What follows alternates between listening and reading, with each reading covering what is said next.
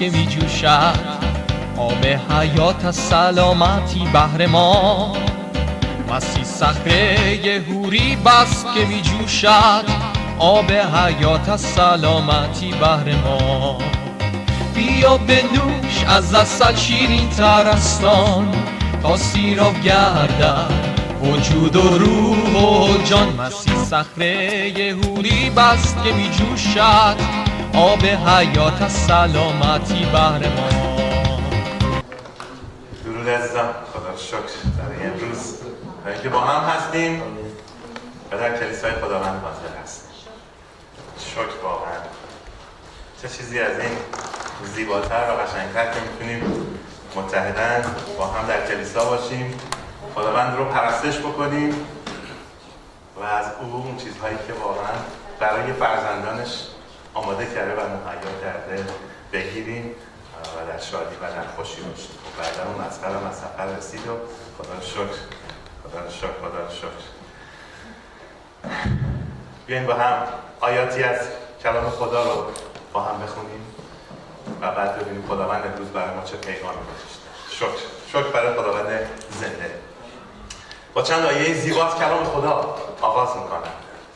لوقا فصل 6 آیه 27 تا 29 رو براتون میخونم. اما به شما که سخن مرا میشنوید، اما شمایی که گوش شنوا دارید، شمایی که آماده هستید کلام خدا رو با قلب و دل بپذیرید، با شمایی که گوشهاتون برای کلام خدا تیزه، اما با شما که سخن مرا میشنوید میگویم به دشمنان خود محبت نمایید، به آنانی که از شما متنفرند نیکی کنید، برای آنان که به شما دشنام میدهند دعای خیر کنید، برای آنان که دشمن شما هستند دعا کنید، برای آنان که با شما بدرفتاری میکنند دعا کنید. بیاییم با هم دعا کنیم. تو رو شکر میکنم ای خداوند آسمان و زمین که قلب تو قلبی است جدا از همه قلب‌های این دنیا. خداوند قلب تو به ما میگه که کسانی که به ما آزار میرسونند رو نیز اذیت نبرید. تو رو شکر میکنم برای این قلب تو ای خداوند، برای قلبی که در فرزندت بود و به خاطر گناهان ما مجروح شد. قلب تو خداوندا در قلب ما ساکن بشه خداوندا و امروز از قلب تو خداوندا کلام تو ریشه بگیره و زندگی های ما رو عوض کنه. تو رو شکر میکنم ای عیسی مسیح، ای خداوند زنده که حاضر هستی در این کلیسا و امروز پیغامت رو، کلامت رو و بخشش هات رو خداوندا در قلب تک تک ما بریز. به نام قدوس عیسی مسیح آمین.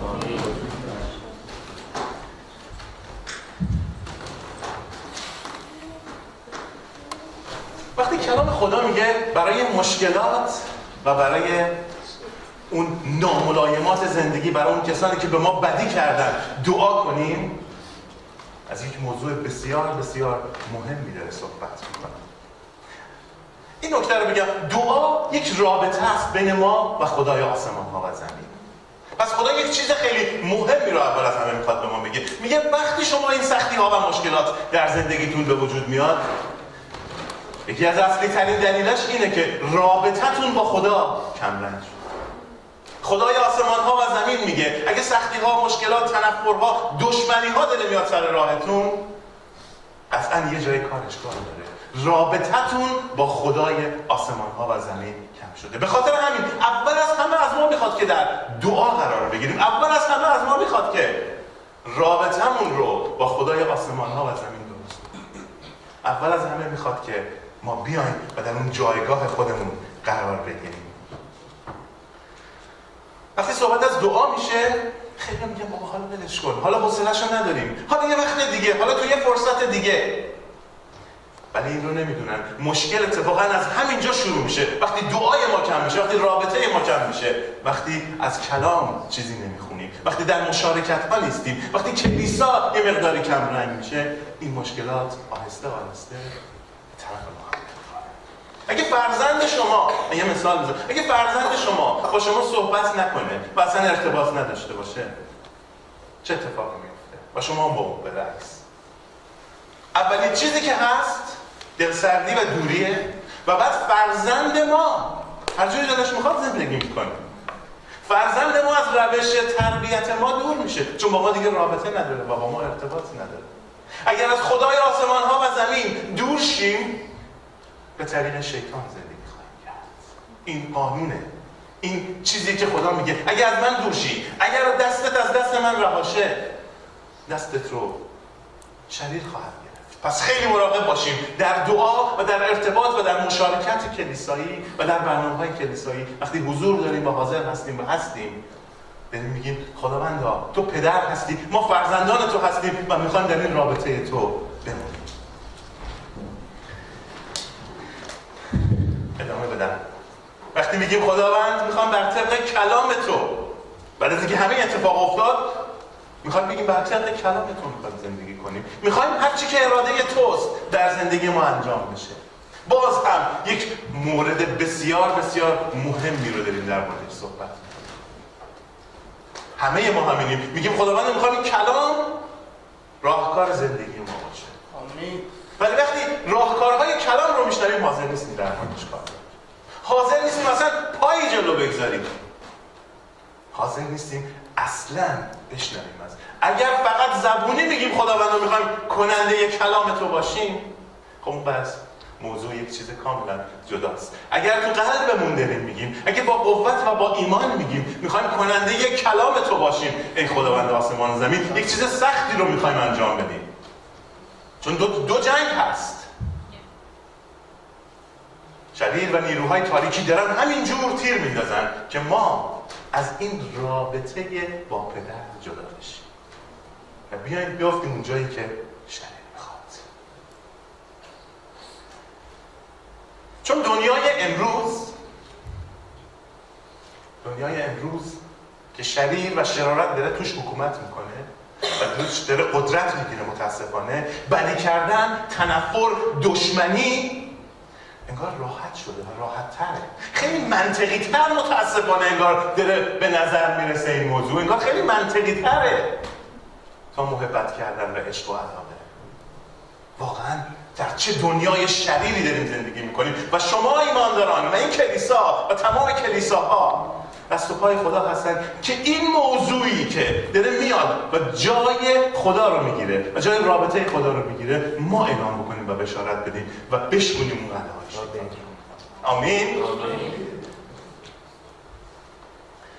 یوحنا 8:31 مسیح گفت اگه شاگرد من هستید طبق کلام من، طبق برنامه‌های من، دستورات من رو انجام بدید. اگر ما خودمون رو شاگرد مسیح میدونیم، اگه خودمون رو از آن مسیح میدونیم، پس اول از همه این کلام باید در زندگی ما کار بکنه. اگر به کلیسا میایم و هنوز این در قلب ما ریشه ندونده که طبق این کلام زندگی کنیم، در جایگاه خطرناکی متاسفانه است. کلام خدا میگه برای دشمنانتون دعا کن. کدوم یکی از ما تا به حال برای دشمنانمون دعا کردیم؟ کدوم یکی از ما تا به حال روی زانو افتادیم برای اون کسی که ازش متنفریم، برای اون کسی که ازش ناراحتیم، برای اون کسی که ازش نگرانیم، روی زانو دعا کردیم؟ کدوم شب حالا همچین اتفاقی افتاده؟ اگر افتاده خوشا به حال شما و خوشا به حال کلیسا.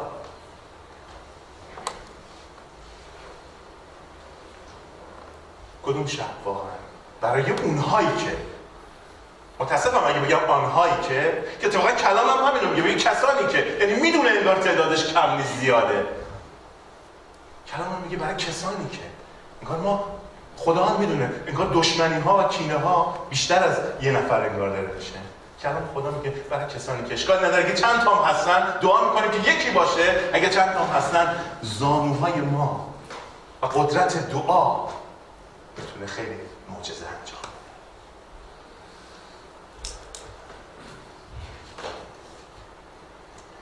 خیلی وقتا میدونید چی میگیم ما و دنیای امروز؟ میگه ولش کن، برای این و برای این شخص آره دعا میکنن، برای این یکی رو غیر ممکن، محاله. از محالات برای یه نفر دعا کنه و یه نفر دعا کنه اونجوری که اون قلب منو شکسته، اونجوری که اون منو چزونده ممکنه. دنیا و شریع داره به ما یک چیزی رو یاد میده. اونهایی که خودت دوست داری رو ببخش. اونهایی که خودت انتخاب میکنی رو بیار بذار تو اون صفحه اوله. اونهایی رو که دلت میخواد. کلام خدا اصلا راجع به این موضوع صحبت نمیکنه. میگه اونها، تمام کسانی که به تو بدی کردن، تمام کسانی که قلب تو رو شکستن، تمام کسانی که دشمنی کردن با تو. حالا این بر قضیه رو کار نداریم، همش روی تو و برای تو و این بلاها انگار همش سر ما اومده. خیلی بده که همش ما بشینیم و حق به جانب بگیریم. این دیده یک مسیحی ایماندار نیست. ما همش اون بر داره به ما بدی میکنه. ما اصلا گل بی‌عیب خدا هست. این دیده یک مسیحی نیست. مسیحی که در ایمان قوی رشد کرده، اصلا اوه که پیش قدم میشه و میره. میگه که ببینم خواهر و برادرم از من ناراحته. متاسفانه توی کلیسا و خیلی از جمع‌های دیگه اون کسی که از اون کسی ناراحته آخرین نفری که دازه میشنوه اصلا. آخرین نفر دیگه از 50 نفر دیگه گوش به گوش میرسه به اون شخصی که و مشکل از اینجا شروع میشه. و این ریشه میدونه تو خانواده، تو رابطه ما، تو دوستان، تو آشنایان، همه اینها. اگر از کسی ناراحتی، کلام خدا به وضوح میگه برو باهاش صحبت کن. دست بنداز برادر، خواهر، چرا ناراحت شدی از دست من؟ چه مشکلی بود؟ چه خاری بود که دل تو رو آزار میده؟ میدونید روح القدس در یک جا آزرده میشه و آزار میبینه به خاطر این خارهای ماست که دل وارد تنهایی دیگه. من یادمه چند سال پیش یه بار موعظه کردم راجع به این قضیه. گفتم این جوجه تیغیا وقتی توی سرما میرن خار دارن، این خارا میره تو تن هم دیگه فرو. ولی اینقدر با احتیاط جابجا میشن چون خواب زمستونی دارن. اینقدر قشنگ جابجا میشن که دیگه این خارهاشون وقتی کنار هم هستن تو تن هم. روح القدس محزون خواهد شد اگر خارهای ما همش باشه. وقتی با هر کی برخورد میکنیم خار ما باشه که تو تنمون فرو میره، اون همش جراحت باشه به جای محبت. عشق نباشه، متاسف میشه روح القدس و محزون خواهد شد.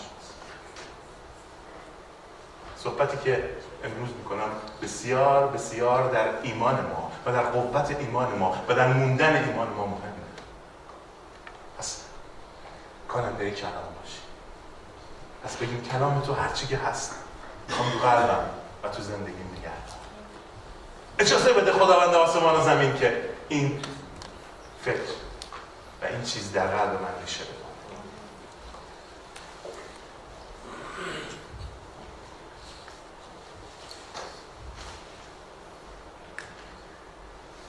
خدای زنده میگه این یک رمزه، این یک پسورده که تو دعا کنی برای کسانی که ازت ناراحت هستن. خداوند آسمان و زمین خیلی زیبا پسوردها و رمزهاشو به ما داده که ما فقط با ایمان بپذیریم. و چی میگیم؟ خداوند آسمان و زمین نمیشه، ممکن نیست برای من که برای شخصی که به من آسیب رسونده دعا کنم. محاله. کلام خدا بسیار زیبا میگه کاری که جسم نمیتونه بکنه قوت روح انجام خواهد. دو قسمت از کلام خدا رو میگم دوست دارم مثلا این دو قسمت همیشه تو زندگی شما هم باشه. من بعضی دیدید خیلی از شما زیر کلام رو هایلایت میکنید. این دو آیه رو که میخونم رومیان 5:5 میگه اون محبت واقعی به واسطه روح القدس قلب ما رو فرا میگیره وقتی در حضور خدا فروتن میشه. اون محبت میگه میخوای محبت واقعی خدا شما رو فرا بگیره برای کسانی که به شما بدی کردن روی زانوهاتون. من لمس نکردم انگار بعضی انگار میگن من حضور روح القدس رو انگار خوب احساس نمیکنم. احساس نمیکنی؟ روی زانوهات برای اون کسی که به تو آسیب رسونده کن. روی زانو بیفت و براش دعا کن. 5 دقیقه 10 دقیقه نگاه کن، معجزه‌وار پیش خواهد رفت. آنچنان کلام در قلب و دل ما ریخته میشه، آنچنان زبان ما باز میشه. باور کردنی نیست اصلا. باور کردنی من خودم تجربه کردم. چند سال پیش چندین بار در تنهایی روی زانو نشستم با اون کسی که خیلی اذیتم کرد و دور بود از من. تقاضا کردم که خداوند واقعا کمکم کنه. وقتی که دو میشستم و دعا میکردم اصلا یک اتفاق جالبی تو زندگی من افتاد. مسح و لمس روح القدس رو میخواید تجربه کنید؟ یک بار روی زانو برای اون کسی که به شما بدی کرده. نه اینکه بگیم خب حالا بشینیم رو حضور روح القدس رو حس کنیم ببینیم چه. نه با فروتنی و با آرامش. نه برای اینکه تجربه کنیم خب الان من میخوام حضور روح القدس احساس کنم برم روی زانوها. با این دید، با دید فروتنی، با دید بخشش، با قلبی پر از تواضع. رومیان 5:5 محبت واقعی به واسطه روح القدس قلب ما رو فرا میگیره. فیلیپیان 4:13 قوت هر چیز رو در مسیح که مرا تقویت میکنه داره. یه قوتی میاد کنار شما، همیشه هست، ولی یه قوت دیگه مضافه بر اون میاد و ما رو تقویت میکنه و ما رو به همون انرژی و نیرو میده. یک نیروی عالی میاد کنار ما. تو شروع کن ببین چطور آرامش خدا قلب تو رو فرو میگیره. ببین چطور برکت میگیری.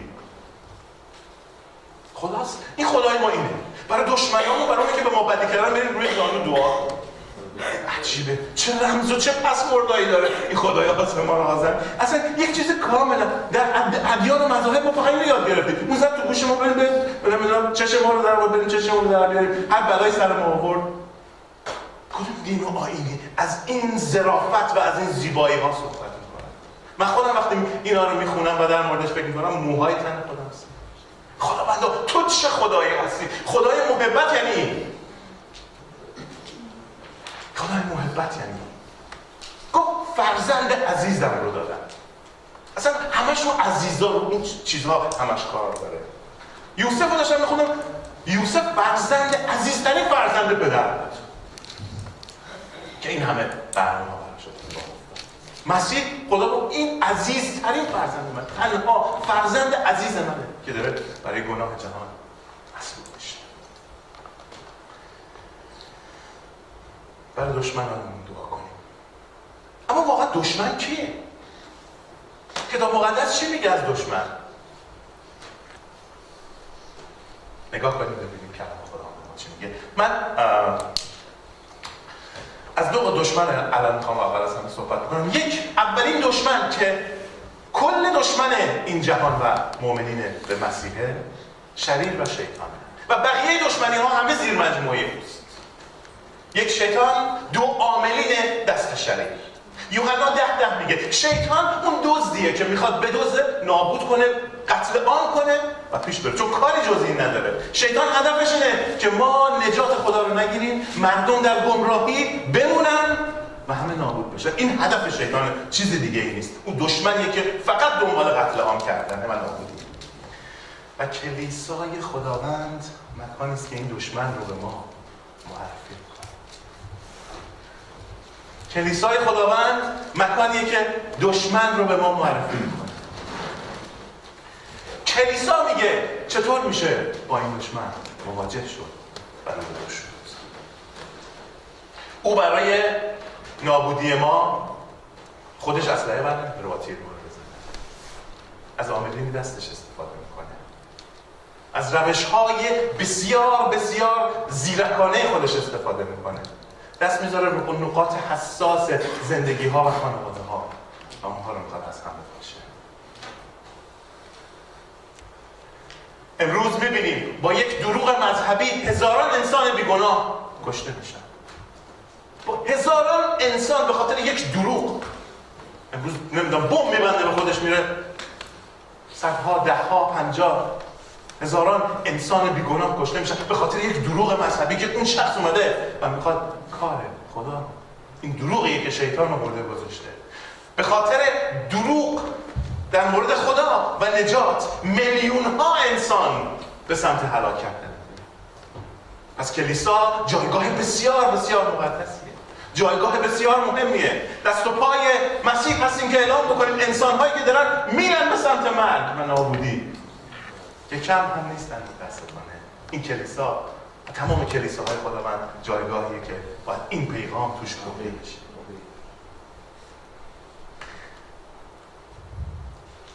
اینجاست که کلام خدا هم میگه نبرد ما با چی نیست؟ با جسم و خون است. امروز ادیان و مذاهب میگن با شمشیر بردار برو جسم و خون رو نابود کن. کلام خدا میگه اون نیروهایی که در تاریکی هستن، اون نیروهایی که شما نمیبینید دارن این اتفاق کن. بعضی وقت خانواده ها میگن نمیفهمم مثلا داره چی میشه، همینجور داره بنیاد خانواده ما از بین میره، انگار همینجور داریم ما به سمت قهرمان میریم. میگم برای اینکه یک نیرویی هست که قابل دیدن نیست و اگر تجهیز نباشیم با سلاح مسیح و با قوت خون مسیح، این نیرو ما رو از پا در خواهد آورد. پس دشمن رو بشناسیم، مواضع و استراتژی اون رو بدونیم. پتروس 5:8 میگه شریر مانند شیر قران است. در خدا شکر برای ایمانداران مسیح که مسیح این شیر قران رو زنجیر کرده و گذاشته شکر. او مثل شیر قرانه، ولی اینکه زنجیر شده و کنار رفته، مسیح او رو از زندگی ما بیرون برده. یه وقتایی ما میریم به سمت این شیر. اگه داری میری به سمت شیری که بسته است به زنجیر، اگه تو حلیمش بری تو رو پاره خواهد کرد. اگه بری تو محدوده شیر قرآن 100% تو رو پاره میکنه، 100% تو رو تیکه تیکه میکنه. برای همین وارد محدوده و برنامه‌های شیطان میشی. من با یه عزیزی صحبت میکردم که با اون شخصی که این کارو میکنه، آقا وارد این جاهایی که فالگیری میکنن، جادوگری میکنن و این کارهای مثل این انجام میدن، وارد نشید. اینجا جزء محدوده هاییه که شیر قرآن هست. خیلی از جاها رو ما نمیدونیم و نمیفهمیم، بعد میریم و میبینیم عواقب. اون شیر آماده است که ما رو ببره. کلام خدا میگه او مثل فرشته نور میاد. دوم قرنتیان 11:14. بعضی فکر می‌کنن شیطان با یه شاخ و دومی داشت، یه جور قیافه وحشتناکی داشته باشه. یه جا من نمیدونم عکس زبون قرمز، نمیدونم شاخ، نمیدونم چیزی. نه خیر، او مثل فرشته نور میاد. یعنی چی؟ یعنی او با ظواهر فریبنده، با چیزهای زیبای دنیوی به ما نزدیک میشه. شاخ و دوم نداره. دشمن رو بشناسیم و او رو دست کم نگیریم. کلیسا جمع ایمانداران به خدا محلی است که دشمن اصلی رو به ما معرفی بودن در جلسات، مثلا در جلسات بایبل استادی، مثلا در جلسات مطالعه کتاب مقدس به طور جدی که از کلام خداست و از حقیقت کلام به ما میگه، ما رو خیلی خیلی خیلی نسبت به این شریر و شرارت آگاه خواهد کرد. اول یوحنا میگه مسیح اومده تا چیکار کنه؟ اول یوحنا 3:8 مسیح میگه من اومدم تا کارهای اون رو باطل کنم. من اومدم تا کارهای شیطان رو باطل کنم. و کلیسا این مژده رو داره اعلام میکنه. مسیح هست. او خداوندی که تمام کارهای شریر رو میتونه باطل بکنه.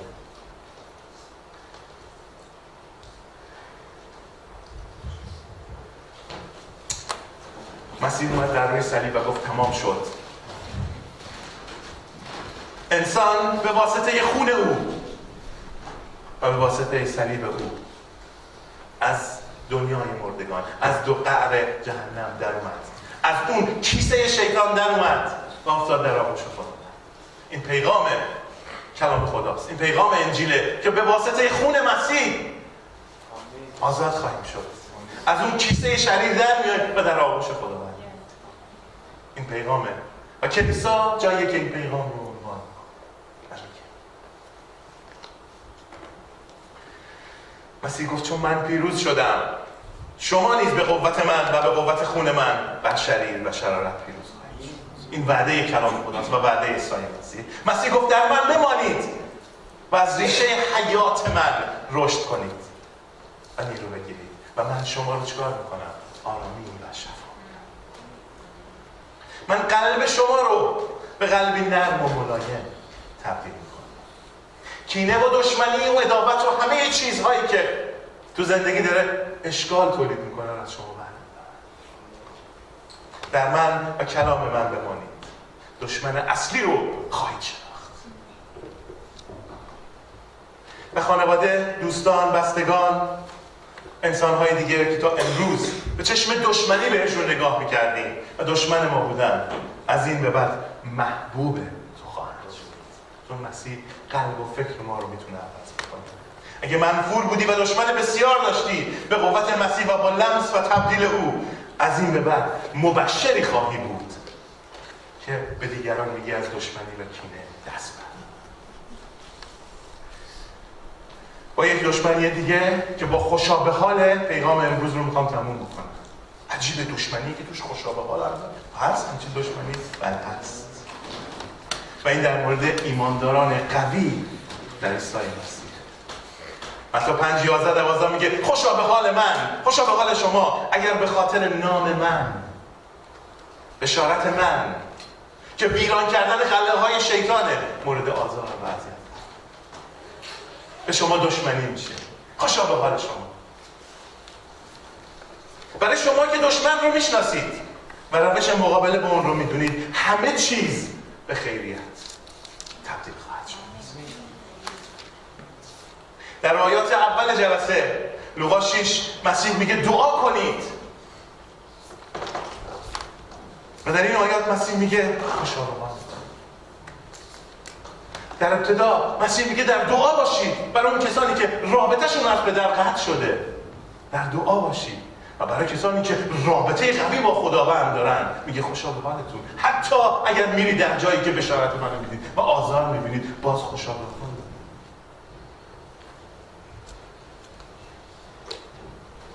چون در اون دشمنی ها هم صادقانه بگم، چون در اون دشمنی ها هم ما نیز نقشی داشتیم و دستی داشتیم. اینطوری نیست که همه تقصیرها رو فقط گردن غیر بندازیم.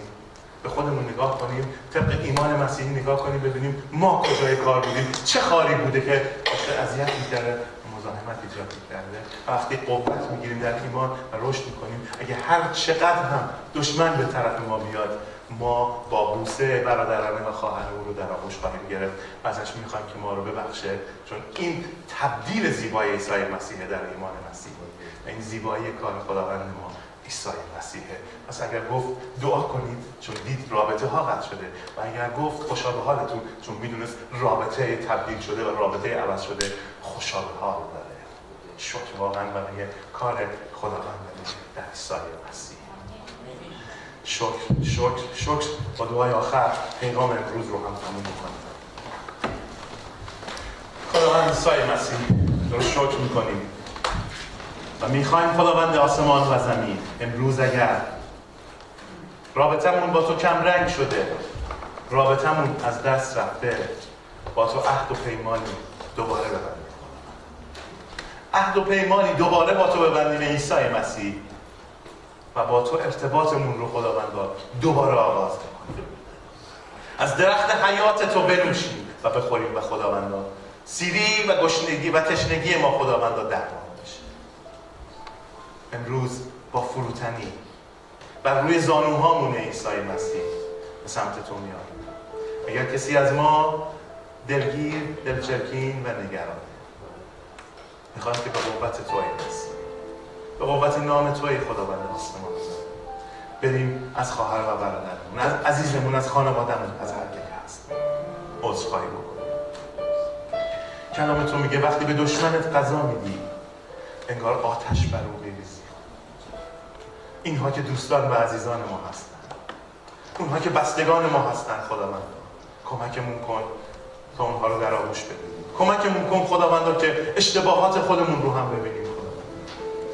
کمکمون کن که فقط و فقط یک طرفه به محکمه نریم. خداوند کمک کن که بپذیریم.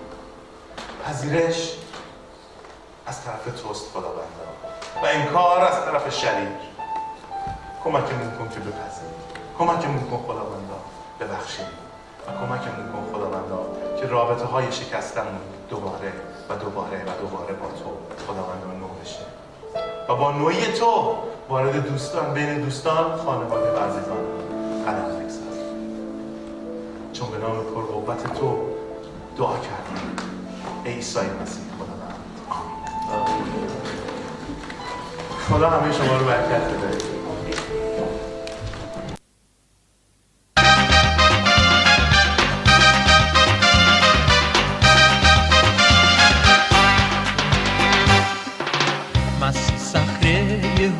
بست که می جوشد آب حیات از سلامتی بهر ما. مسیح صخره حوری بست که می جوشد آب حیات از سلامتی بهر ما. بیا بنوش از عسل شیرین تر است آن، تا سیراب گردد وجود و روح و جان. مسیح صخره حوری بست که می جوشد، آب حیات از سلامتی بهر ما.